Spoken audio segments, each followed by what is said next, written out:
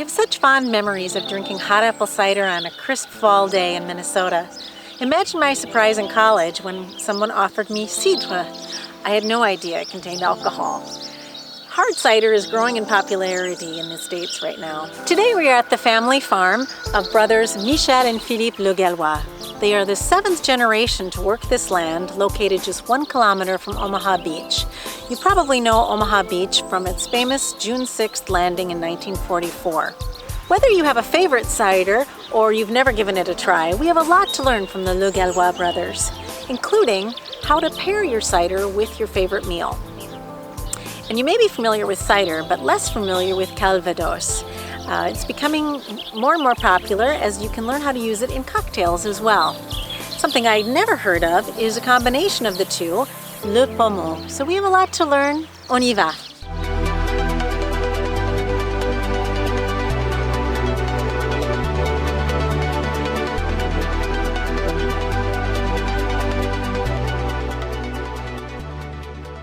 La ferme appartient à la famille depuis 7 générations. C'est beaucoup. La famille Le Gallois EU. Nous sommes paysans de père en fils. Et donc ici il y avait une grosse tradition laitière, donc cidricole. La tradition laitière a été conservée, la tradition cidricole s'est perdue.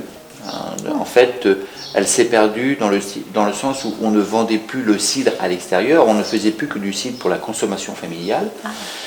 Et, c'était à quelle époque? Ça, c'était dans les années 80. C'est pas si vieux en fait. Et nous, on a replanté des vergers, moi et mon frère, on a replanté des vergers en 1988. Au début, je ne savais pas que j'allais transformer, mais j'avais envie d'être vigneron et j'étais pas dans la bonne région. Donc je me suis dit, eh bien, j'ai des pommes, je pourrais faire du cidre. Donc j'ai commencé à faire du cidre en 1990. Et alors je me suis dit, je veux vendre à la ferme, je ne veux pas vendre à la grande distribution. On a mis un panneau sur le bord de la route, à vendre cidre bouché, voilà. Et les gens sont venus dans la ferme. Aujourd'hui, en fait, en 2018, on produit à peu près, ça dépend des années, mais entre 180 et 220, 230 tonnes de pommes, quoi. Qu'on fait, on transforme en jus de pomme, en jus de poire. On a aussi beaucoup de poire, donc on transforme la poire. On fait des cidres de fermentation naturelle, mais on fait plusieurs cuvées. On fait des cidres bruts, des cidres avec un accès plutôt bord de mer, donc avec une légère acidité pour accompagner des poissons. On a toujours voulu travailler le cidre comme une boisson qui accompagne un repas, au même titre que les vins, si vous voulez. Les demi-secs, alors on a 2 types de demi-secs. On a un demi-sec, je dirais vraiment le demi-sec qui est entre le brut et le doux, qui lui va aller sur les viandes blanches. Ça va se marier sur un poulet fermier, sur du porc, quand vous faites du barbecue, ça passe. Voilà, facile à boire. La cuvée Louise est plutôt pour les desserts.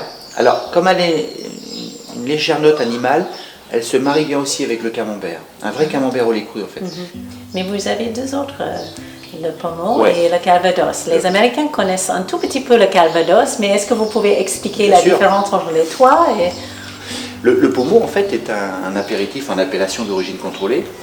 C'est en fait, c'est la naissance, le mélange du jus de pomme et du calvados. On a le côté oxydé. Donc c'est vraiment un vieillissement de 2 ans.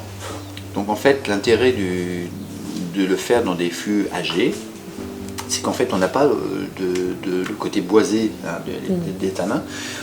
Mais par contre, on a ce côté oxydé, en fait, parce que c'est poreux, les échanges d'air se font très bien dans le fût.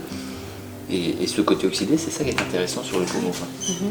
Et ça, oui, alors, avec une salade de fruits et un mélange, ça marie très bien. Et c'est vrai que quand vous cuisinez avec, c'est aussi un bel atout. Et donc le calvados, alors là, c'est différent. C'est le roi, n'est-ce pas? C'est beaucoup plus connu. Le vieillissement étant assez faible, on le fait dans des barriques âgées pour pas que le tanin marque de trop le calvados. Donc il va ressortir peu coloré, peu boisé, mais il va être consommable vraiment à l'apéritif. On fait par exemple l'Apple Morito.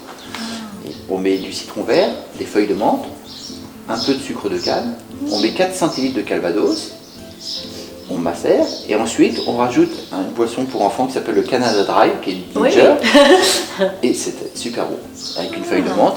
Et vous voyez, ça, c'est des cocktails que l'on fait avec des jeunes Calvados. Et ça se marie très bien.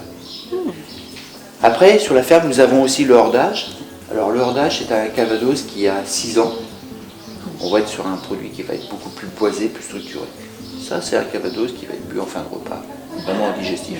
Après, nous avons le plus vieux de la ferme, qui est à 10 ans. Et donc, c'est un Calvados qui est tout en rondeur. Et donc, ces 3 types de Calvados nous permettent, comme ça, quand on fait goûter aux gens, on explique qu'en fait, on consomme un Calvados pour se faire plaisir. On ne va pas consommer toujours le même n'importe où. Et voilà, il faut varier pour avoir du plaisir. On fait de la moutarde Oui. aux pommes? Au pommeau, à la pomme et au Calvados. Ok. Le Calvados, ça fait une moutarde qui était puissante. Ah oui, Pommeau et à j'imagine. la Hein? pomme, c'est tout en rondeur.